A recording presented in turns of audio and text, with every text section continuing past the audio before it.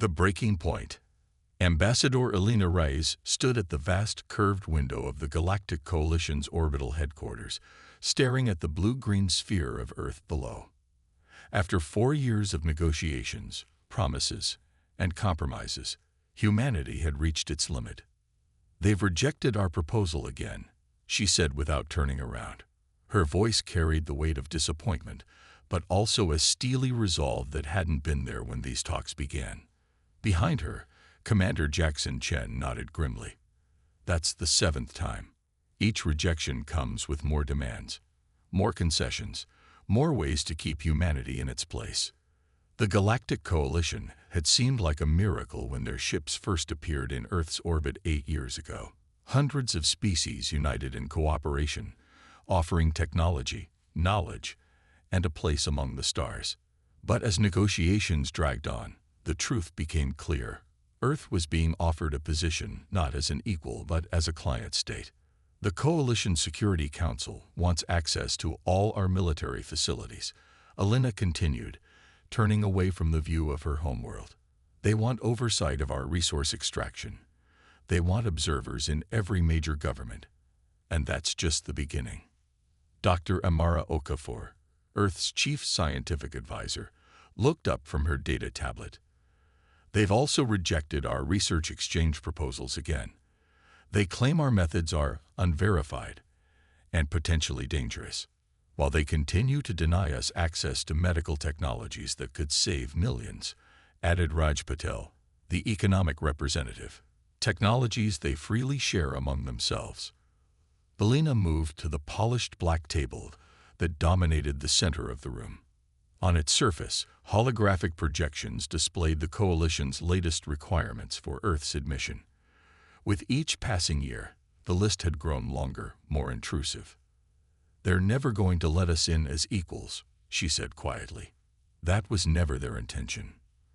The room fell silent as the 4 humans contemplated what they all knew had to come next. They had been chosen to represent Earth not just for their diplomatic skills, but for their ability to make difficult decisions. "The Security Council meets in 1 hour to finalize their new demands," Commander Chen said. "They expect us to accept them without question, as we have before." Elena straightened her shoulders. "Not this time." The Coalition Security Council chamber was an architectural marvel, a vast dome whose ceiling displayed a real-time holographic map of the known galaxy.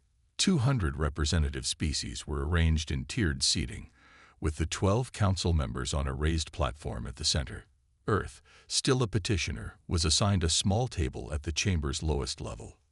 High Counselor Zorvan, an imposing figure with crystalline skin that caught and refracted the light, raised 4 of his 6 hands for silence as the human delegation entered. "The Security Council has prepared a revised pathway for Earth's integration into the Coalition," he announced, his voice amplified throughout the chamber.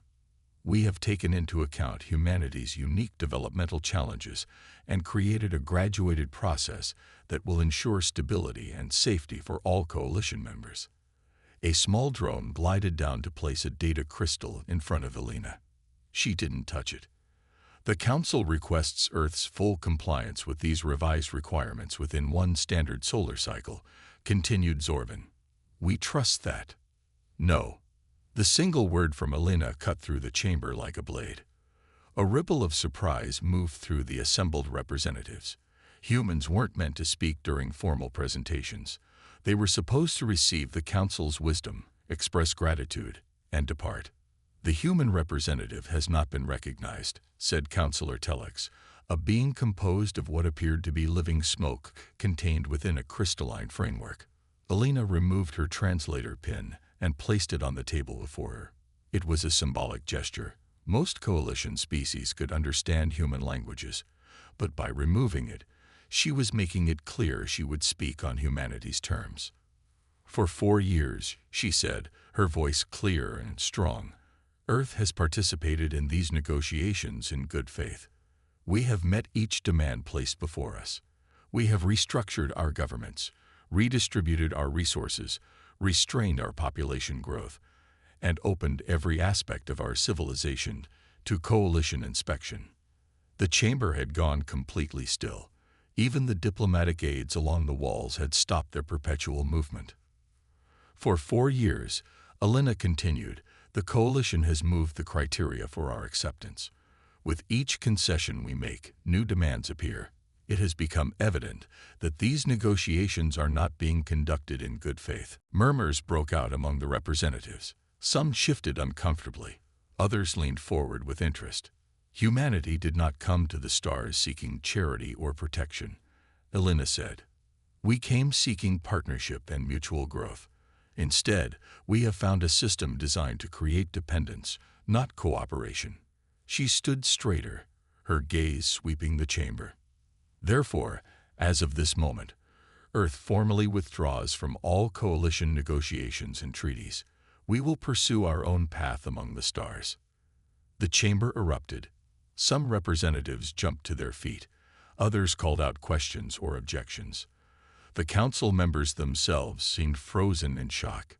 You cannot simply withdraw, Zorvin said finally, his crystalline features darkening to a deep purple. The implications, the consequences, are ours to bear, Alina finished for him. Humanity entered these talks of our own free will. We leave them the same way. This is most unwise, hissed Councillor Shkar, a reptilian being with scales that shimmered like oil on water. The galaxy is dangerous for a young species alone. There are threats you cannot imagine. Perhaps, Commander Chen said, speaking for the first time. But we will face them on our feet, not on our knees. The human delegation gathered their materials. No words were needed between them. They had planned for this possibility since the 3rd round of failed negotiations. You will regret this decision, Zorvin called as they reached the chamber doors. Alina turned back one last time. Remember this moment, Counselor. Remember that we came in peace and with respect, and you offered us servitude in return. The doors closed behind them with a finality that echoed throughout the chamber. Earth was on its own. Within hours, human ships throughout coalition space changed course, heading home. Trade missions packed up. Scientific exchanges were terminated. The few human colonies on distant worlds began evacuation procedures. In the coalition's command center, military leaders watched with growing concern as humanity executed what was clearly a well-planned withdrawal. They're simply going home, observed Admiral Krell, a veteran of 3 interstellar conflicts. No aggressive movements, no threats, just leaving. They'll be back, Zorvin said dismissively. When winter comes to their northern hemisphere, when they realize what they've given up, they'll return with more reasonable expectations. I'm not so sure, said Telex, whose gaseous form had darkened to a troubled gray. Something doesn't feel right about this. They're primitives, snorted Shkar, barely 200 years into space travel. What could they possibly do on their own? But as the weeks passed, Coalition intelligence began reporting unusual activities in the Sol system. Massive construction projects in Earth orbit, unprecedented mining operations throughout their asteroid belt, strange energy signatures that didn't match known human technology. They're building something, Admiral Krell reported to the Council 6 weeks after humanity's withdrawal. Something big. Bluster and pride. Zorvin waved away the concern. They want us to think they're self-sufficient. But not everyone agreed. Some of the smaller coalition species, those who had also faced difficult paths to membership, began to ask questions. Why had the humans really left? What had the Council demanded of them? A few representatives even suggested that perhaps the humans had been treated unfairly. As the months passed, human space went quiet. The usual open communications channels fell silent. The observation posts the coalition had maintained at the edges of the Sol system reported minimal activity. It was as if humanity had simply turned inward, focusing entirely on whatever they were building. Then, 6 months after humanity's withdrawal, something changed. Coalition long-range sensors detected energy surges in the Sol system, unlike anything seen before. And in a small diplomatic station at the edge of coalition space, a single message arrived from Earth. It contained just 5 words. We need to talk. Your place. The demonstration. The Coalition Security Council chamber, once the site of humanity's dramatic departure, now buzzed with tension as the human delegation was announced. 6 months of silence had led to speculation, concern, and in some quarters, dismissive amusement. Most expected humanity to return with concessions, perhaps even apologies. What no one expected was the confidence radiating from Ambassador Elena Reyes as she entered, flanked not by her usual diplomatic team, but by a group of military and scientific personnel none of the council members recognized. Ambassador Reyes, High Counselor Zorvin acknowledged, his crystalline features carefully composed to show neither surprise nor concern. The Coalition welcomes Earth's return to negotiations. We trust you have reconsidered your hasty withdrawal.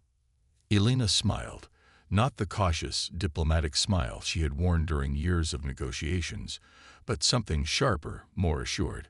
High Counselor, respected members of the Council, I appreciate the welcome, she said, her translator pin conspicuously absent. However, I must correct a misunderstanding. We are not here to rejoin negotiations. We are here to establish new terms. A ripple of disbelief moved through the chamber. Councillor Telex's gaseous form darkened noticeably, while Shker made a harsh sound that his species used to indicate contempt. New terms. The reptilian councillor hissed. You misunderstand your position, human. The Coalition does not negotiate under duress or theatrics. No theatrics, Councillor, Elena replied calmly. Just a new reality. She gestured to one of her companions, a silver-haired man with the bearing of a seasoned military commander. Admiral Whittaker will explain. Admiral James Whittaker stepped forward. Activating a small device, a holographic display appeared in the center of the chamber, showing the Sol system. For the past 6 months, he began without preamble. Earth has been implementing what we call the Prometheus Protocol. When it became clear that the Coalition would never accept us as equals, we decided to advance on our own terms. The hologram zoomed in on various locations in the Sol system, orbital platforms around Earth, installations on Mars and Venus, mining operations throughout the asteroid belt. Humanity has always excelled under pressure, Whittaker continued. When challenged, we innovate. When backed into a corner, we break through walls. What exactly are you claiming to have accomplished in merely 6 months? Zorvin asked, unable to keep a note of skepticism from his voice. Instead of answering directly, Whittaker nodded to a woman in a lab coat, Dr. Amara Okafor. The Coalition has consistently denied us access to certain technologies, she said, supposedly for our own protection and the safety of others. We respected these restrictions despite noting that many of these technologies were freely shared among founding Coalition members. Her fingers danced over a control panel, and the hologram shifted to display complex schematics. 6 months ago, we solved the quantum entanglement problem that has limited instantaneous communication across interstellar distances, she continued. 3 months ago, we developed energy generation systems that draw power directly from subspace. 2 months ago, we perfected gravitational manipulation technology that allows for the artificial creation of wormholes. Each announcement fell like a hammer blow. These were technologies that the Coalition had spent centuries developing. Technologies they used to maintain their dominance over younger species. Impossible, whispered Councillor Telex. That's what we thought too, Dr. Okafor replied with a small smile. Until we stopped trying to follow your established scientific paradigms and created our own. The chamber had fallen completely silent. Even the most dismissive council members were paying rapt attention now. But these achievements, while significant, are not why we've returned, Elena said, retaking her position at the center of the human delegation. We've come because of a more pressing concern, one that affects not just humanity, but all Coalition species. Commander Chen stepped forward, replacing the technological displays with a series of stellar cartography images. 3 weeks ago, our new deep space detection array identified unusual energy signatures originating from the Perseus arm, he explained. Further investigation revealed what we believe to be a previously unknown species expanding rapidly through that region of space. The images zoomed in, showing strange, asymmetrical vessels moving through star systems at the edge of Coalition-mapped space. They're consuming resources at an unprecedented rate, Chen continued, stripping planets, redirecting stellar output, and leaving devastation in their wake. Based on their trajectory and expansion rate, they will reach Coalition space within 18 months, Earth space in 24. High Counselor Zorvan had risen to his feet, his crystalline features now pale with concern. "If what you say is true," he said carefully, "why bring this to us? Why not use your newfound capabilities to protect yourselves?" Elena's expression softened slightly. "Because despite our differences, we still believe in the potential of cooperation. Because this threat is larger than any single species can face alone. And because humanity has never forgotten its original goal, to join the galactic community as partners, not subjects." Raj Patel, Earth's economic representative, moved forward with a data crystal that he placed on the central table. "This contains everything we know about this new species, which we've designated as the Scourge," he said. "It also contains detailed specifications for our new detection technology, which can identify their ships at a distance 10 times greater than current Coalition systems." The chamber erupted in surprised murmurs. Freely sharing such advanced technology was unprecedented. "And what do you want in return?" Zorvan asked, suspicion evident in his tone. "Recognition," Elena replied simply. "Recognition of Earth as a full and equal member of the Coalition, with all the rights and responsibilities that entails. No special conditions, no extended probationary periods, no restrictions that don't apply to founding members." Counselor Shikar slammed a scaled hand on the table. "This is blackmail. You withhold crucial information, flaunt supposedly miraculous technological achievements, and then demand concessions." "Not concessions, Counselor," Elena corrected him. "Equality. And we're not withholding anything. We've shared everything we know. What we're proposing is a genuine alliance against a common threat." Before Scher could respond, Admiral Krell, who had been studying the Scourge data intently, looked up with an expression of grim understanding. "The humans are right," he said, his military authority silencing the chamber. "If these readings are accurate, this is unlike anything we've encountered. And their detection technology." He shook his head in reluctant admiration. "It's decades ahead of our best systems." "There's more," Dr. Okafor added quietly. "We believe the Scourge may be drawn to certain energy signatures, specifically the signatures produced by standard Coalition drive systems and communication arrays. Our new technologies operate on different principles and may allow us to approach them undetected." The implication was clear. Humanity's technological divergence might be the key to survival. High Counselor Zorvan studied the human delegation for a long moment, his ancient eyes taking in their resolved expressions, their confident postures. "You could have kept these discoveries to yourselves," he said finally. "Protected Earth alone. Why return at all?" Elena moved closer to the council table, her voice softening but remaining firm. "Because isolation was never our goal, Counselor. We withdrew not to separate ourselves permanently, but to prove, to you and to ourselves, that humanity deserves a place at this table, not as supplicants, but as equals." She gestured around the chamber, at the hundreds of species watching and listening. "The galaxy is too vast, too full of wonders and dangers, for any species to face alone. The Coalition's founders understood this. Somewhere along the way, that understanding was replaced with hierarchy and control. We hope to help restore the original vision." A long silence followed her words. Then, unexpectedly, Counselor Telex's gaseous form brightened to a clear blue, a sign of respect among his kind. "I move that we accept Earth's terms," the gaseous being said, his voice resonating through the chamber.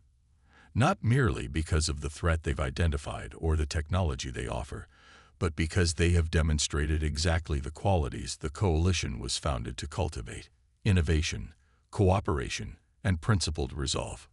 The vote was not unanimous. Shkur and several others registered strong objections, but the outcome was clear. Earth would join the coalition as a full member, with all the rights and responsibilities that status entailed. As the session concluded, High Counselor Zorvin approached Alina privately. "You took a tremendous risk," he said quietly, "walking away, developing technologies in isolation, returning only when faced with a greater threat." Alina nodded. "Humanity has always been willing to take risks for the right reasons. We didn't walk away because we rejected cooperation. We walked away because true cooperation wasn't being offered."